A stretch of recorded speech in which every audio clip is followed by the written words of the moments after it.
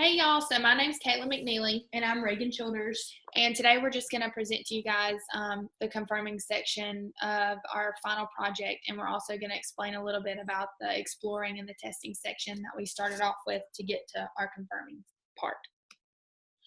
So at the beginning of the project, we had to choose a couple questions for the exploring part, and those two questions that we wanted to, kind of look further into and do a little bit more research on SAS was what is the relationship between patient satisfaction and quality, and which hospitals have the best patient satisfaction rates. So we had to choose a couple variables, and we had to choose about 15. So we chose 3 different categories that we could typically talk about that we thought would have a correlation to our questions, and we chose 5 variables for each category. So for the quality variables, we chose PSI 90 safety, which is serious complications, MORT 30 AMI, which is 30-day mortality rate for heart attack patients, Read M30PN, which is 30-day readmission rate for pneumonia, OP22, patients left before being seen, and ED1B, which is the average time in the emergency department before being admitted. And the satisfaction variables that we chose were clean linear score, which is the cleanliness score of the hospital on a scale of 0 to 100. COMP2 linear score, which is the doctor communication with patients on a scale of 0 to 100. Hospital rating 7_8, which is the overall hospital rating, and recommend linear score, which is the recommend hospital score from 0 to 100. And then for the last one of the satisfaction variables, we chose COMP1 linear score, which is the nurse communication with patients on a scale of 0 to 100.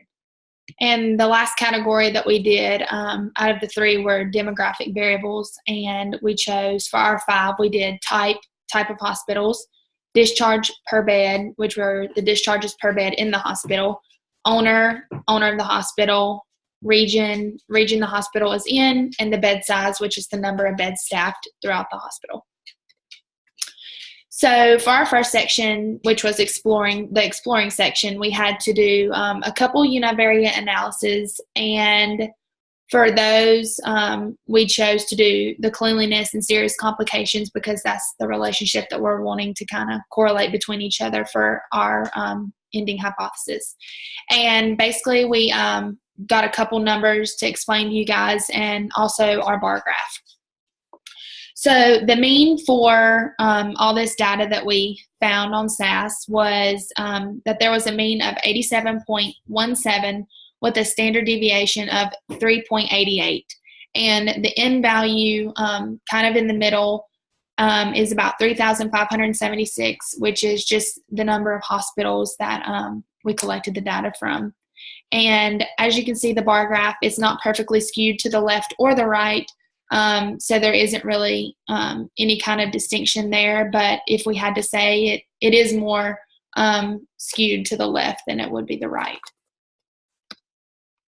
For the second one, we did serious complications for our univariate analysis, and the mean for this variable is 0.79 with a standard deviation of 0.17.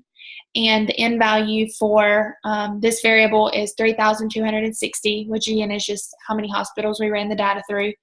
And the bar graph at the bottom is there's a tail to the right, so everything is kind of skewed to the right, and all of the, all the numbers and all that is more on the left side.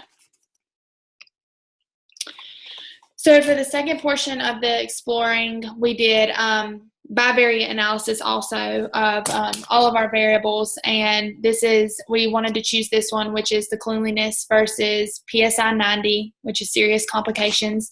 And just a couple things that we found is that there is a negative slope, and the vertical axis is serious complications, and the horizontal axis is the cleanliness linear score from about 0 to 100. So with this scatter plot, there is a negative slope, and it's basically saying as the cleanliness score increases, the number of serious complications will decrease. So for the testing section, we had to choose a total of about 6 hypotheses that we wanted to kind of look further into and see like some relationships between. And then for the confirming section, we had to choose one hypothesis out of the 6 and talk about that one a little bit more in depth with you guys. So the one that we wanted to choose out of the 6 is if the cleanliness score of the hospital rises, then patients developing serious complications will decrease. Also for the testing section, we had to do a couple linear regressions for all 6 of our hypotheses. And for the hypothesis that we chose to look further into, this is kind of the data that we found. And on the next slide, Reagan is going to explain to you guys kind of what all these numbers mean, and to give you a better picture of kind of what we found and what policies we want to move forward with to better the cleanliness of the hospital and better serious complications to not come to arise again. So for our regression findings, there were a total of 2,473 observations that were able to be read for this linear regression. The p-value in this linear regression is significantly less than 0.05, with it being less than 0.0001. The R-squared and adjusted R-squared values, we found that between 1.15% and 1.19% of patients developing serious complications is explained by all of the variables together. The parameter estimate is negative 0.0045, meaning that the cleanliness of the hospital is directly related to serious complications developing in the hospital. And for every 1 point of cleanliness added to the score, there's a decrease in serious complications by 0.0045. Other variables that are considered significant to developing serious complications are bed size, discharge per bed, DCOF,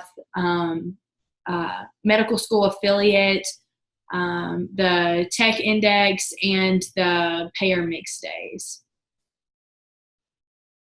So we thought that to make a significant change, we should implement a policy that provides better hand hygiene and better disinfection of the equipment used in the hospital. So it's not going to cost a lot, just because these are already things that do go on in the hospitals. But the major cost in order to implement the policy will be paper towels, the alcohol-based soap, and a certified disinfectant for the equipment that's being cleaned. And annually, we think it's going to cost on average $10,000 for the paper towels, $4,000 for the alcohol-based soap, and $2,000 for the certified disinfectant for the equipment. So to test this policy, we found that it would be best to do that by gathering the scores of the cleanliness rates and the serious complication rates from patients and compare the two and see if there is a connection. And if you guys have any questions, feel free to email myself or Kaitlyn. My email is childers@appstate.edu, and Kaitlyn's is mcneelyku@appstate.edu. Thank you. Thank y'all. 9 minutes. How long was the last one? 9 minutes. Okay.